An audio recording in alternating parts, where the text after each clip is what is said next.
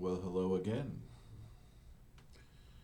Okay, we are continuing with this correspondence between Princess Elisabeth and Descartes. I'll repeat what I said in the last lecture.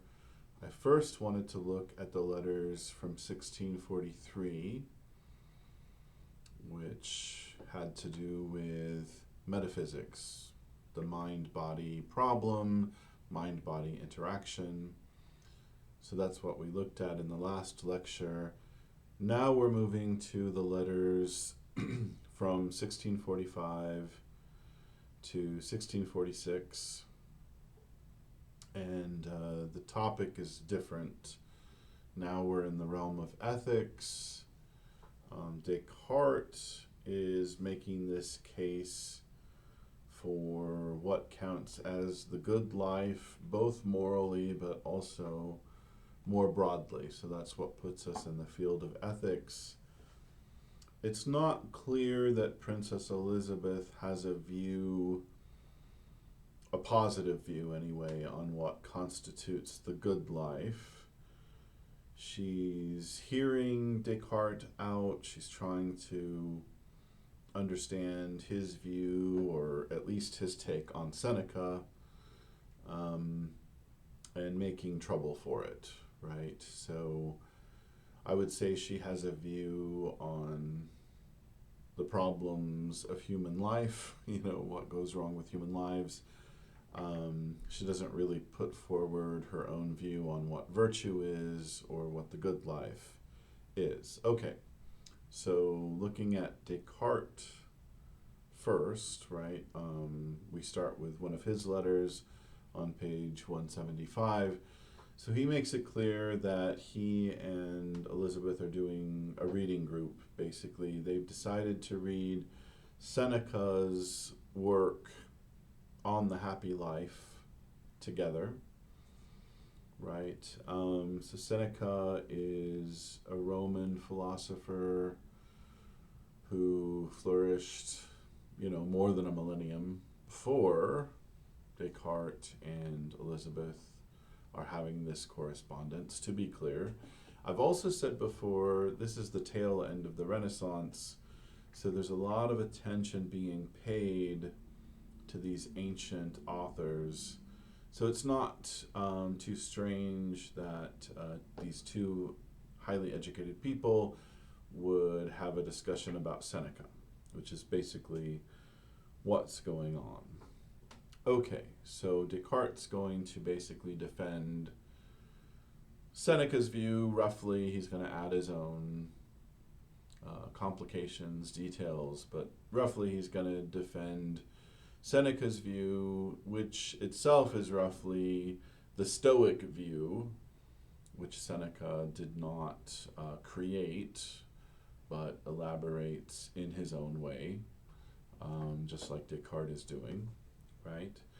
So Seneca has a few different influences, but primarily he's influenced by the Stoics, right? And Seneca himself is drawing on a history of Stoicism that's hundreds of years old when Seneca picks it up, right? And then, of course, Descartes will have read Seneca in that context and will have read other Stoics.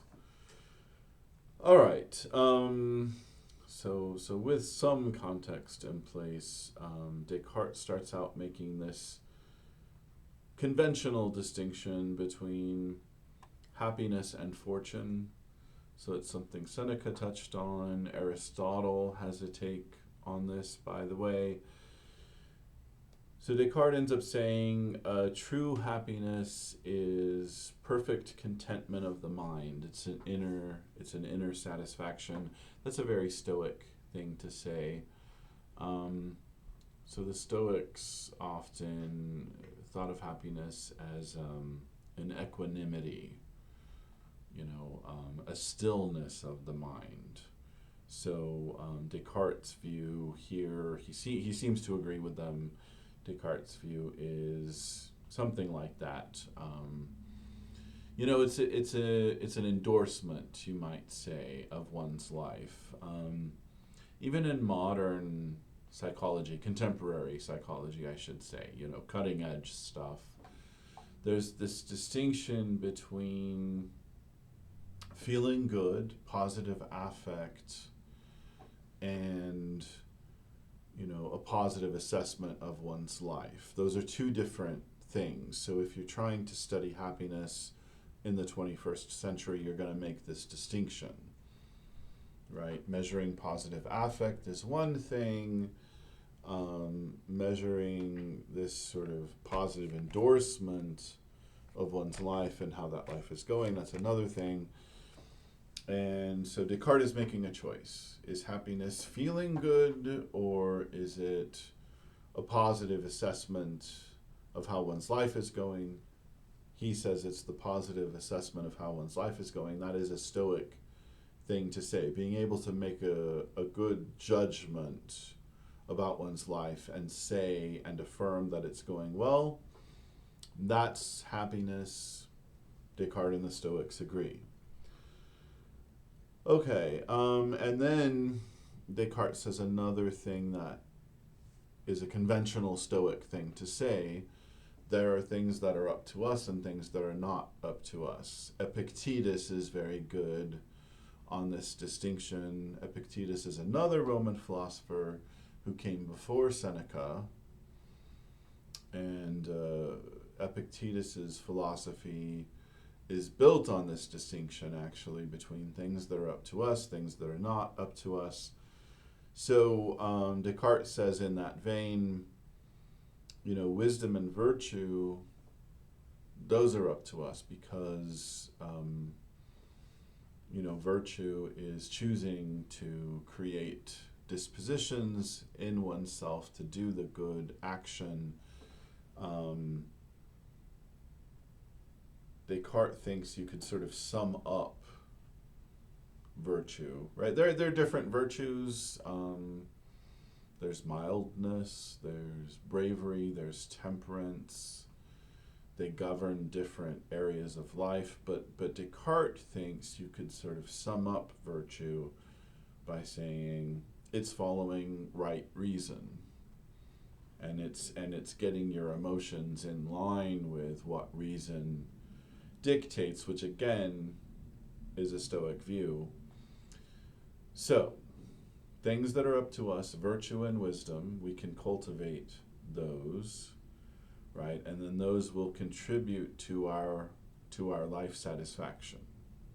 So that part of happiness is up to us, right? And then there are honors and riches and health, and those aren't up to us, right? And those, of course, will contribute to contentment.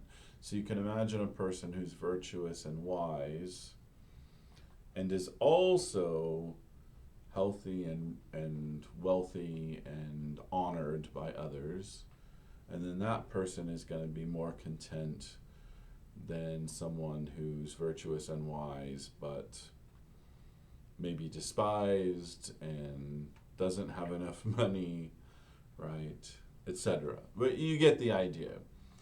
So Descartes' view, he eventually makes it clear, is we could call both of these people happy. To put it in an Aristotelian way, Descartes' not really disagreeing so much with Aristotle here in the field of ethics. To put it in an Aristotelian way, the virtuous, wise person who also has some money and health and isn't despised, that person is unimpeded in their virtue, so it's easy for them to exercise their virtue, so they're really happy. And then the virtuous and wise person who is despised or doesn't have enough money to get by adequately, or whatever it is, that person is a little impeded in exercising their virtue. It's a little hard to exercise their virtue because of the circumstances in which they find themselves.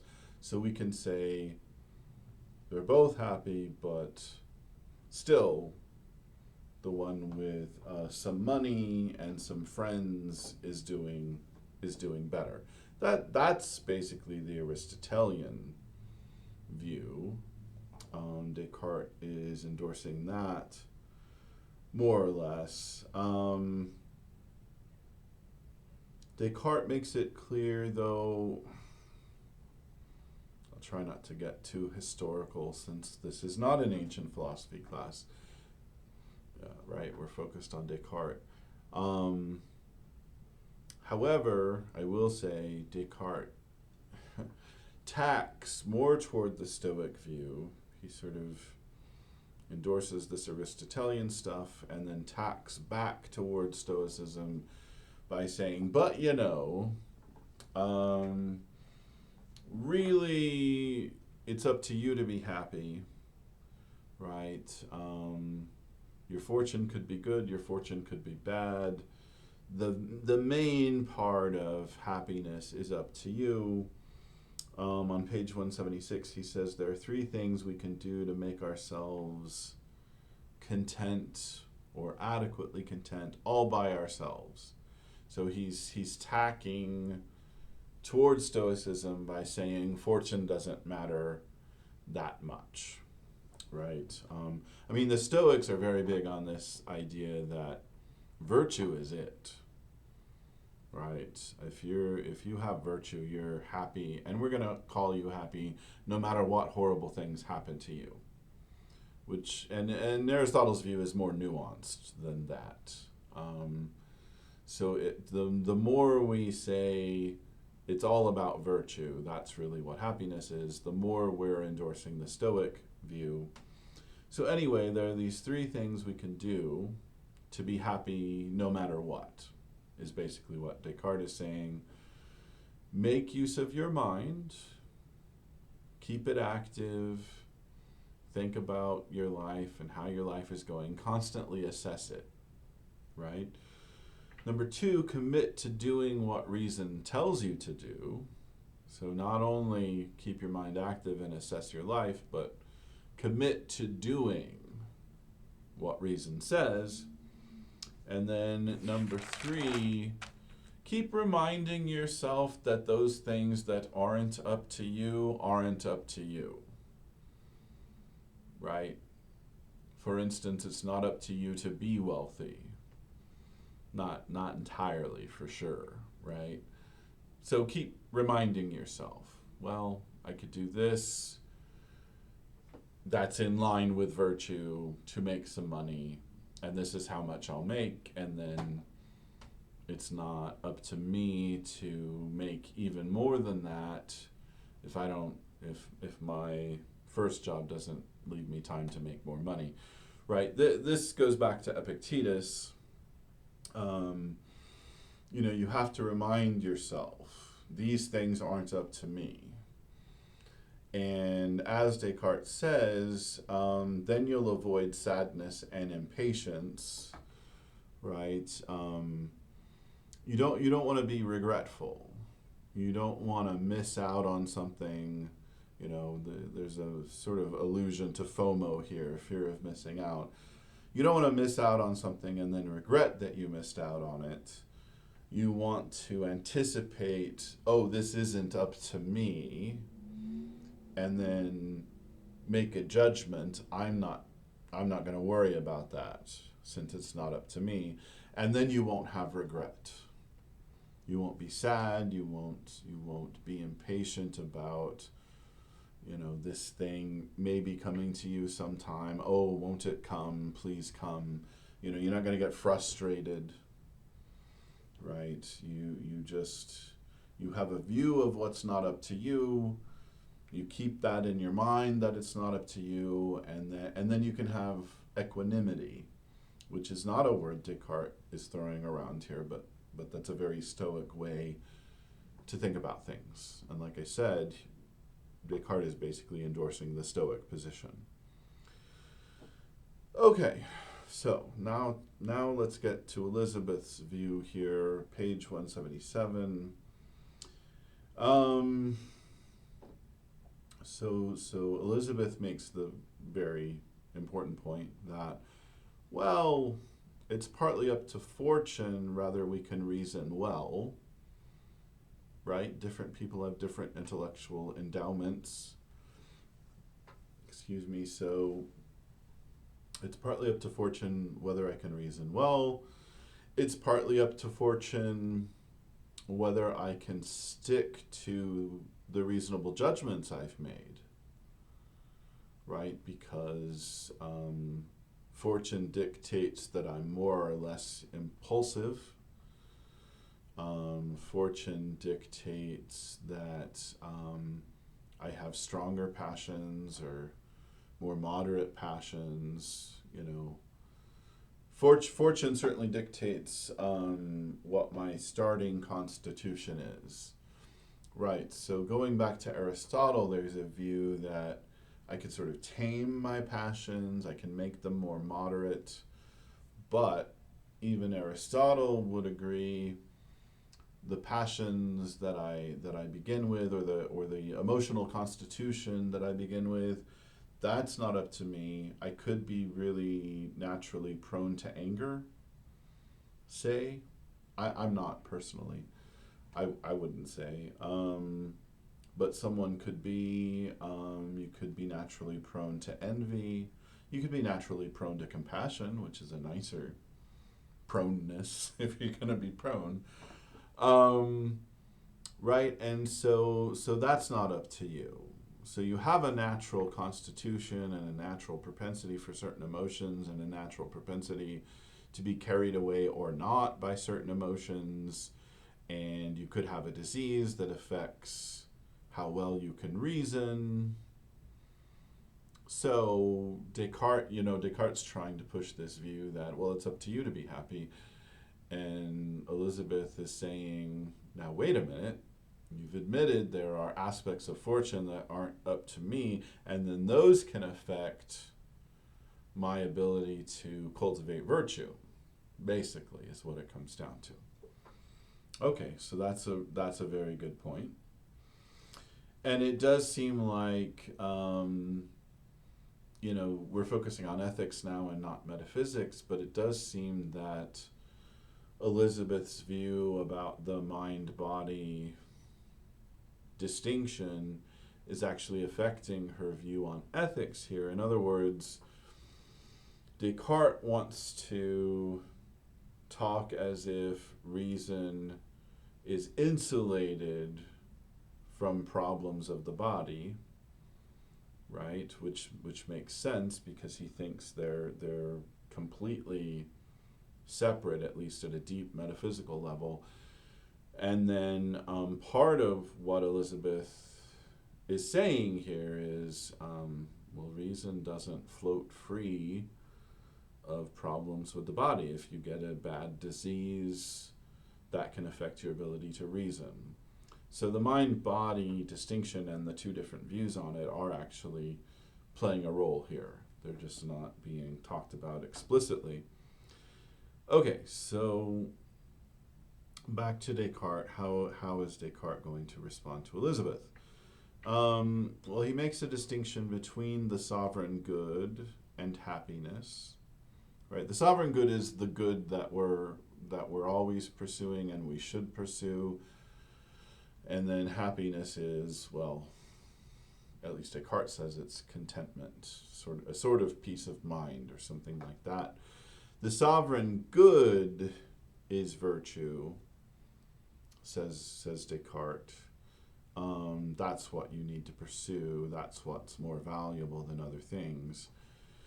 Happiness is being content with how much you've pursued virtue and how content you are with your state of virtue. That's basically where Descartes ends up. So not different from what he already said, but more refined now. There's virtue, which is supremely good, and then there's happiness, which is being content with how much you have pursued virtue and the state of virtue that you have right now. Okay. So how, in more detail then, how does this help him address what Elisabeth is saying? you can be content with your state of virtue, and with how much you've cultivated virtue, uh, relative to your starting point. In other words, Elisabeth has pointed out we're subject to,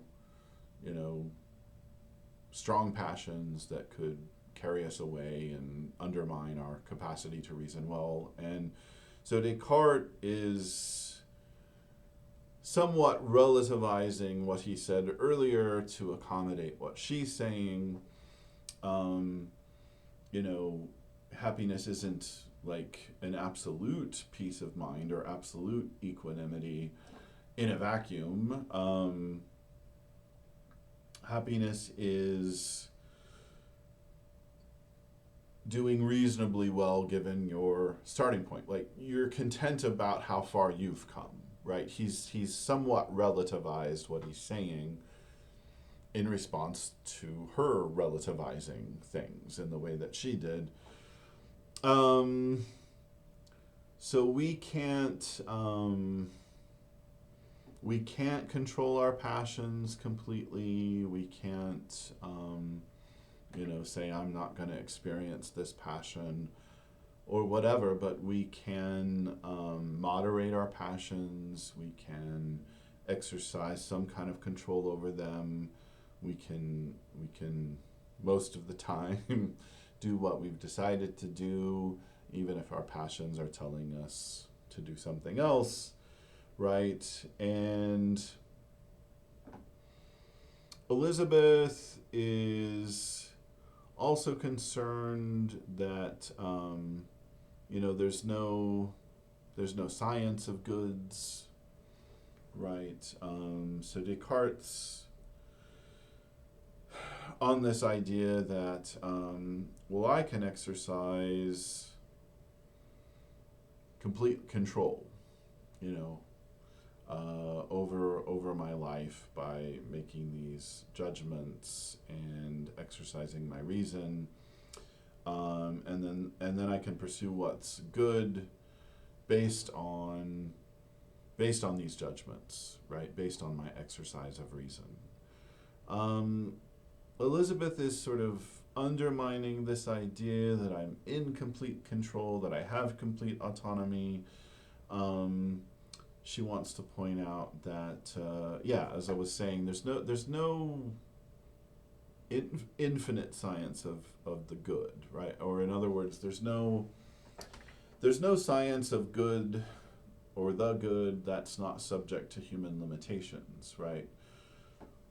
Or to put that a little differently, for us and from our point of view, things are good up to a point and then they're bad, right? Things generally for us are both good and bad, or you could say they're neither good nor bad if you're thinking in terms of absolutes. Things are often somewhere in the middle. Right? So we pursue something that seems good, and then we realize, oh, it has these bad aspects, right?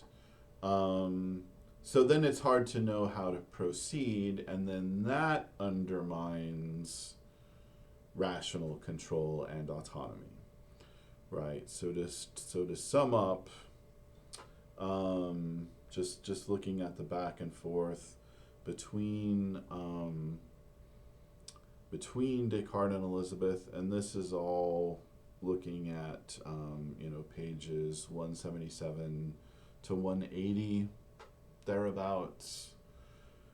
To sum up the back and forth, Descartes is saying, well, virtue really is up to you, because you can decide that you're going to cultivate goodness, right? And you're going to do the good thing in these various situations, and then create in yourself good habits to pursue and do the good thing. And so everything's going to go great, basically.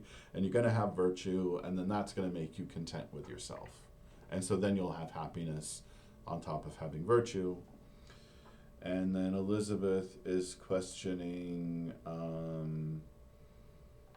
how much we can be reasonable, how much we can stick to the reasoned judgments that we've made, how much we can know what's actually good, how much we can separate the good from the bad. She's questioning all these things. Okay, so Descartes on page 181, after all that kerfuffle, says, well, we don't need an infinite science of good and bad. What do we need? Well, two things are required to judge well, he claims, right? Or you might even say to judge adequately well. I mean, that's kind of what she's pushed him into. She's managed to push him into a position where he's talking about the good enough life, right? What's good enough? What's virtuous enough? So here are these two things required to judge adequately well, if we want to put it that way. Knowledge of the truth. Well, that's already a tough one, but okay, that's what Descartes says. At least he has this theory that if you CDP it, it must be true, right? So maybe he doesn't think knowledge of the truth is such a big deal as I do, for instance. Number two, the habit of remembering what's true when things get bad, when your passions are pushing you around. That's not what he says explicitly here, but that's what he means. There's the habit of remembering what's true and then acquiescing to this knowledge, letting it guide you. In other words, that's the acquiescing part. So remembering what's true even when your passions are pushing you around, and then submitting to it, right? That's adequate, right, for making good judgments. There is a sort of third requirement here. He says there are two, but then there's this third thing that seems distinct, so I'll count it as number 3. Descartes says, since we're finite, since Elisabeth is pushing on this finitude of ours, we should focus on knowing what's useful to us. So it's not just that we should have knowledge of the truth. That does sound very big and broad and maybe too ambitious. So point number 3, as I'm counting at least, is let's focus on what's useful. Let's at least know that. And then he does helpfully, good for Descartes, good job Descartes. He's talking about what's useful, and he actually gives a list, right? Well, look, here are 4 most useful things that are most useful to know. Number 1, God is good, right? Important to know if your passions are pushing you around, which is the context in which this conversation is occurring. So you might be depressed or anxious, you're worried about how life will turn out. Well, remember, the universe is well governed, right? God is good. Number 2, souls are immortal, right?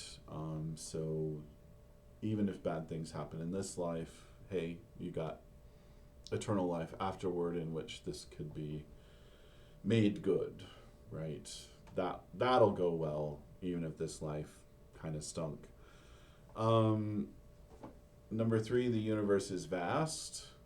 So have a view of the insignificance of your own life, right? This is part of what religion is good at, I would think, from my somewhat amateurish studies of religion. Religious studies isn't my area of expertise, but it's something I've read around in quite a bit.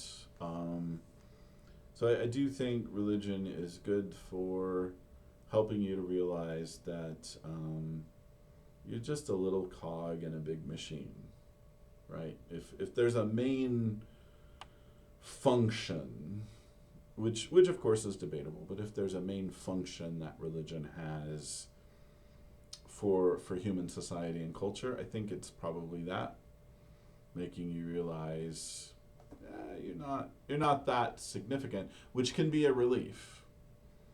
And so that would be part of the function, like, oh, you're not that important. Whew, good, right? I can relax a little bit, but also I can look at the suffering of others and feel for them, right? They're insignificant, I'm insignificant. Let's make each other more comfortable. It seems to follow, right? And then number 4, things that are useful to know. Each of us is separate from others and can't subsist on his or her own. So keeping that in mind, we'll know how to behave, right? We were focusing on the useful with this list. We'll know what to do if we keep in mind that we have to get along with others. There is a suggestion that Descartes and Elisabeth both seem to want to agree with, that prudence is close to morality, right? In other words, looking out for your own interests is actually something that tends to lead to moral behavior if you actually know what your interests are. And that's mainly because, well, you have to get along with other people, right? So Elisabeth resists that to some extent, but ultimately she and Descartes agree, and it's an old conventional idea that prudence is the better part of morality, basically. If you really look out for your own interests, you'll remember that you're a social being and you have to get along with others, and so you'll do well by them, okay, etc. So now back to Elisabeth, up to page 183 at this point here. So here are some critiques, and we'll try to wrap this up soon. But her critiques of these useful bits of knowledge are as follows. These are interesting. So she says, knowledge of God's goodness can't really console us for everything. It can't console us specifically for the bad effects of other people's actions, because they have free will. And so God didn't make them do the bad things they did. They did it of their own free will, and so thinking of God's governance isn't going to help us with that. He let people be free, and so now they're responsible for their badness, and so I can't be consoled by thinking of God's goodness there. Good point. Also, knowledge that the soul is immortal can make us long for death. That's morbid, but that's fair. So he was thinking of it as a consolation, but then she points out, well, if the afterlife is that great, hey, why don't I just off myself then? And then I can get right to it. Knowledge of the vastness of the universe. This is a very interesting point. Thinking of how big the universe is can separate my idea of particular providence from my idea of God. Particular providence meaning, well, God's looking out for me specifically, right? God's making the universe turn out well for me specifically. The more I think of the universe as vast, the more I think, well, God's busy with this big, vast machine. So God isn't going to care about me or pay attention to me, right? Fair point as far as it goes. And then with respect to seeing oneself as part of a whole, that's Descartes' 4th useful bit of knowledge. She says, well, again, there's this problem of distinguishing the good from the bad. right? This problem is complicated by other people. I mean, just for myself alone, figuring out what's good for me and bad for me is complicated. But when I bring other people into it, and I'm trying to balance their needs and their interests and their desires, right, with mine and with each other's, hard to say what's going to turn out well. Which actions of mine are going to turn out well? It's really hard to say. Okay. So how can Descartes respond to all of these things? Well, the first thing he says, it's a sort of general point. He does want to point out that we don't need to feel good. He kind of already made that point because he said happiness is contentment of mind. But he says we don't need levity per se. We don't need great joys. Many important joys, or even, I guess we don't need intense joys, but he says great joys in the sense of substantial and significant. Many great joys are somber and serious. I think he's talking about something like flow. If you're in psychology, in the field of psychology, you've probably heard of flow. When you're exercising your skills and really focused on your goals, you get in a state of flow. And so if you're a philosopher doing philosophy, right, you get in a state of flow where time passes quickly, and looking back on it, you would say, ooh, that was good, that felt really good. But there's not a lot of conscious positive affect going on. So that might count as a great joy that is somber or serious. Again, great in the sense of substantial, not intense, because he is saying we don't need a bunch of intense joys. We need important joys. I guess let's get away from this word great. It's causing problems, I think. What we need are significant or important joys. He's read his Aristotle, and Aristotle has something like a conception of flow. If I'm exercising some capacity that's in good condition and I'm unimpeded, Aristotle calls that a pleasure, but he also says that's very different from a bodily pleasure. So let's say a great joy is something like that, right? So anyway, we can have knowledge of the world, we can see what the problems are, and we could still have flow.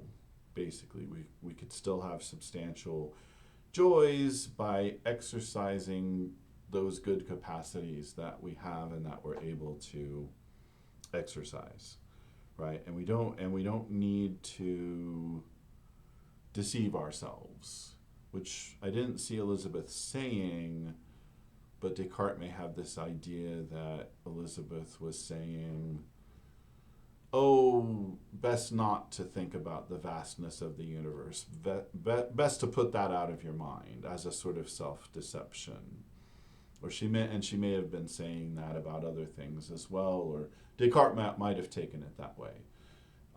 That Elisabeth thinks it's best to put some of these points out of your mind. They're not good for you to think about too much.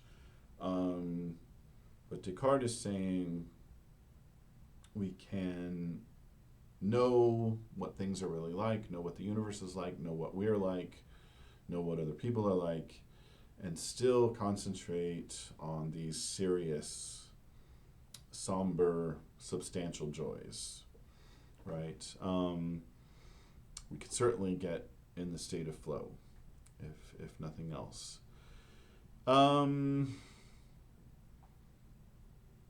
In a different vein, he certainly concedes, looking, page 184, 85, 86, he certainly concedes things are both good and bad. use your skill to see the good. So that's a concession from him. Sure, things are good and bad. That means we should use our skill to see the good in things. So this is another Stoic idea. Keep in mind what's up to you, what's not up to you. As Epictetus said, it's up to you to frame your experience, right? And if it's both good and bad, you can emphasize the good parts, right? And say, well, overall, this is good, right? Because that's how you're framing things. You're choosing to. If it's mixed, if it's not overall bad, you have that power to say, oh, here's how it's good, and so I'll keep that in mind, keep that at the forefront of my mind, so things are going well, right?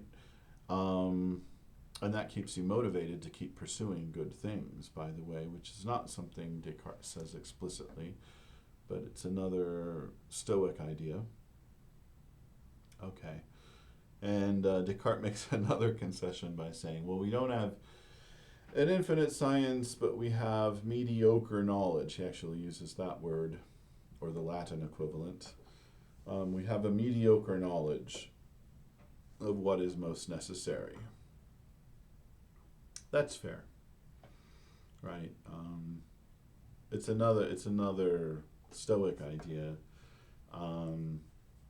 You know enough about the human body and human life and human society to know what's really necessary, what's really needed, and that's good enough, right? You don't have to know a bunch of deep truths to pursue virtue, and as long as you're pursuing virtue and you don't have big regrets about not pursuing it enough or not pursuing it well, then you'll be happy. Okay, well, let's leave it at that. Right? I mean, I've been talking for 40 minutes. There's more back and forth, so I could keep going into detail. Here's how Descartes responds to this point from Elisabeth. Here's how she responds in turn. I think it's enough to suggest that there's a rich conversation here. I've said enough to make that suggestion. There's no resolution, right? If you look at Descartes' works on their own, there's always a neat resolution, and so I'm tempted to keep going. But it's a dialogue. It's a real dialogue, not like a Platonic dialogue. So there isn't a neat resolution here. Just two people talking, and again, the big picture is Descartes thinks we have enough rational control over our lives to not only be virtuous, but to have enough virtue so that we have contentment of mind about it, and then that's what he calls happiness. And Elisabeth doesn't quite get to the point where she makes a definitive statement, no, we can't be happy in this life, but she certainly is making trouble for Descartes' rationalist picture, almost rationalist in a different sense, right? Because when you're looking at the Meditations, rationalism means, oh, we can get knowledge from reason. But here, it's clear Descartes has a rationalist picture of the universe, and what that means, this isn't an epistemological point, that means he sees the universe as well governed, as he says, and so the universe makes sense, and we're able to pursue our goals and achieve our goals if we follow the rules, right? And so that's a somewhat different sense of rationalism, although clearly the two are related, and Leibniz will definitely exhibit both kinds of rationalism. Spinoza will up to a point, but his optimism is limited. I mean, so in other words, Descartes and Leibniz are pretty optimistic because of their strong belief in how well the universe is governed, and then with Spinoza, we'll see that only works up to a point. Okay, well, I've certainly said enough, but thanks for bearing with me to the extent that you have. I appreciate it.